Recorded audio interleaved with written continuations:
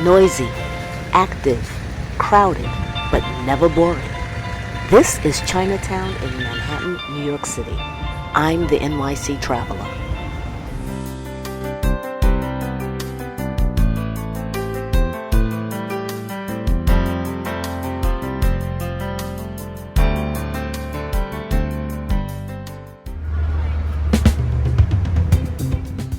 Welcome to Chinatown, New York City, the largest population of people either from China or of Chinese descent outside of Asia.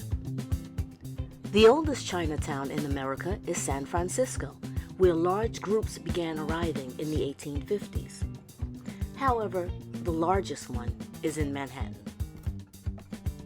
Located on the Lower East Side, next to Little Italy, Manhattan's Chinatown continues to be a popular destination not only for tourists, but for locals as well. The earliest documented arrivals from China to New York came in the 1830s. By 1880, there was an estimated 200 to 1,100 people. The United States implemented a Chinese Exclusion Act in 1882, and after repealing that, the Immigration and Nationality Act in 1965, which imposed quotas. By 1968, the quota was lifted. After that, the population in America skyrocketed, resulting in the bustling communities in the United States that you see today. We're exploring Lower Chinatown.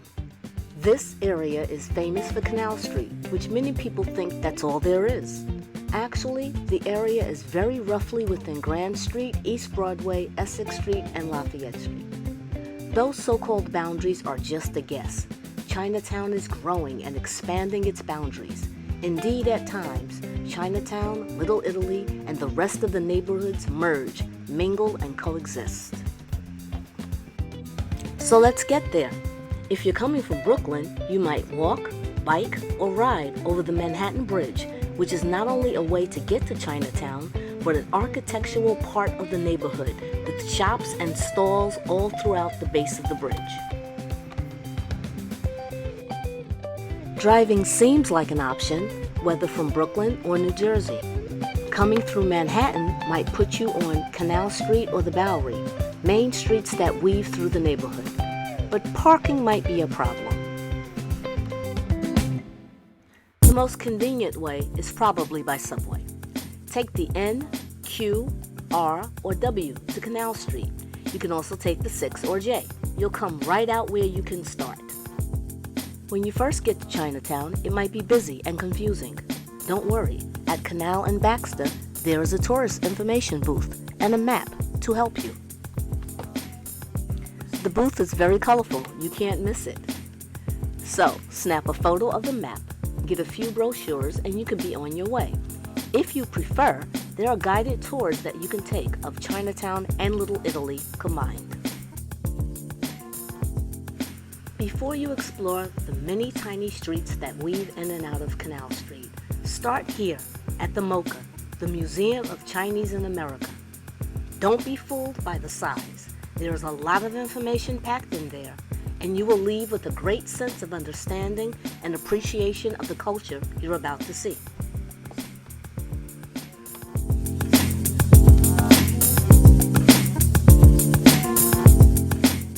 Understanding, appreciation, and sensitivity has become important lately as Asian Americans have been experiencing undeserved negative treatment due to prejudices. After MoCA, it's time to hit the streets and explore Chinatown. So, what can you do?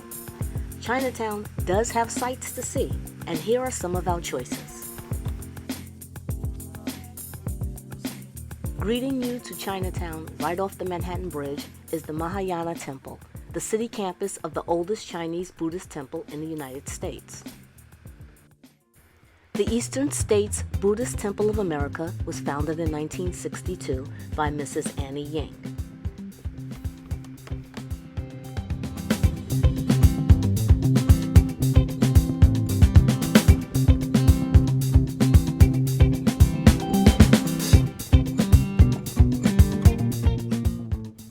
Right past the bridge is Confucius Plaza, which features a 15-foot bronze statue of the famous Chinese philosopher.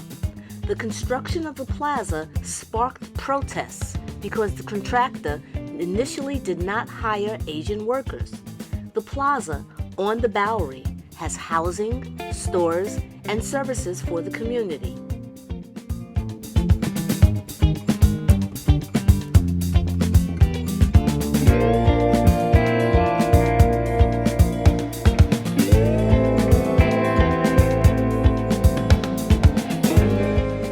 Continue down the Bowery to Chatham Square, where the Bowery, Park Row, East Broadway, Mott, Worth, and Olive Streets meet.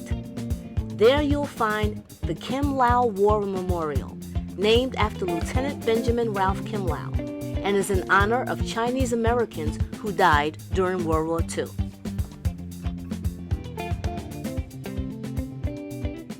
The combination of seeing the Buddhist Temple, Confucius Plaza, and Chatham Square is a great way to continue your tour of Chinatown by seeing the real community and not just tourist highlights.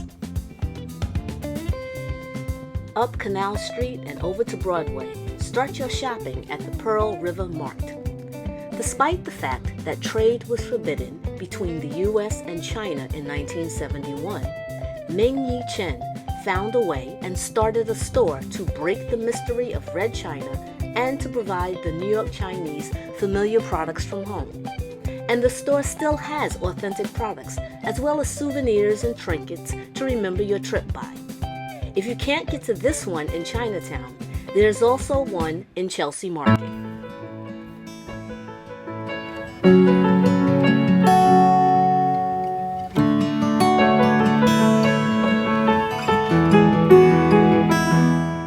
All of that shopping might mean it's time for a snack. Take Canal to Mott to Bayard. You'll be able to find the original Chinatown ice cream factory right away. It will be the spot with the long line. Inside, you might have a tough choice figuring out what to get. There are so many flavors of cool treats. But as of now, make sure you have cash only to pay for them. The ice cream spot might seem like a touristy attraction, but it's a family-run business that's been in Chinatown for decades, giving you a peek of the real Chinatown. Another area that can give you a peek of the real Chinatown is Columbus Park, featuring the Dr. Sun Yat-sen Plaza. Here, the community gathers to play games of mahjong, practice Tai Chi, or just to chat with their neighbors. Columbus Park is in an area that was one of the most notorious neighborhoods up until the mid-1800s. Then, after that, the slums were cleared, streets were redesigned, and the neighborhood was redeveloped. On one side, Worth Street can be considered one of the edges of Chinatown, leading to City Hall and the Lower Manhattan area if you're continuing your tour. As you come out of the park at Bayard and Mulberry, you will see Zach Zheng Wei. Zach, a former certified EMT, is a 911 hero who was in his office near the World Trade Center on 9/11. He got first aid supplies and went to the site to assist. Sadly, he was trapped with firemen when the towers collapsed.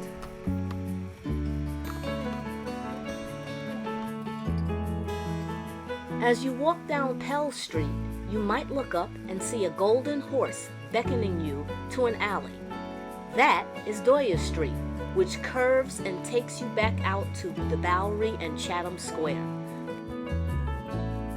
But in between is a veritable buffet of a huge variety of dining options packed into less than 500 feet. The street bends because it was originally a stream of water. The oldest tea parlor, No Wah, is located here, which is why you might see crowds. Like many parts of Lower Manhattan, there is a gangster history here as well. But today, the only crime you might find is either a bad haircut or eating too much.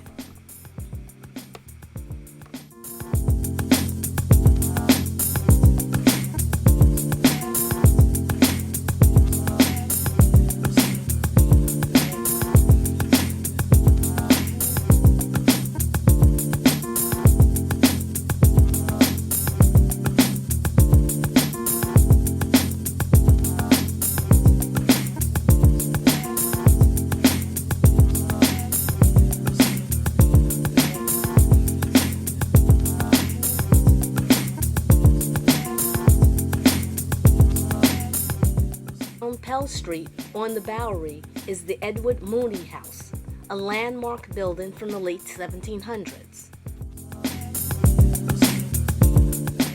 Snack you got back at the ice cream shop might be gone by now.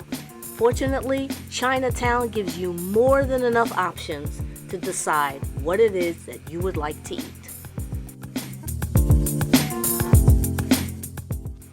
As you make your choice and you're trying to figure out what to eat, you'll see that you have options from many cultures. Like a typical New York City neighborhood, Chinatown is a blend of the world, creating its own unique spot.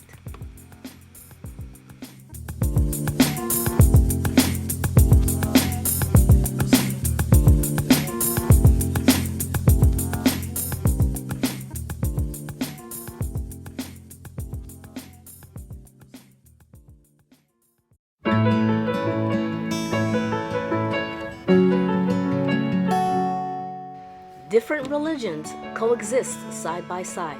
In fact, one of the most famous New York City churches is in Chinatown, the Church of the Transfiguration on Mott Street, which has a history of being Lutheran, Episcopal, and now Catholic.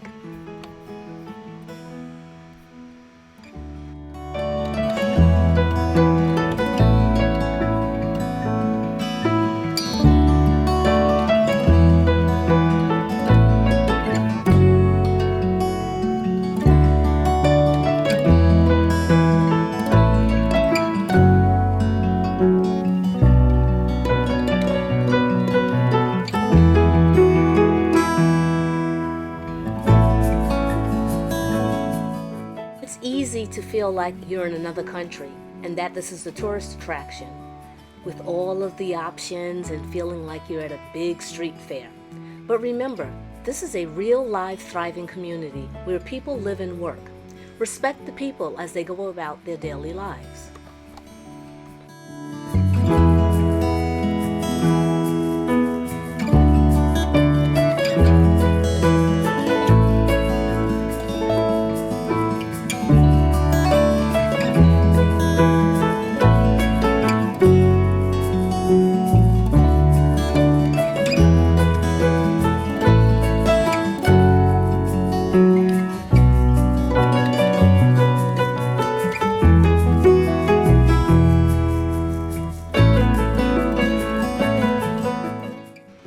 Take the time to wander the streets and see what I call the real Chinatown.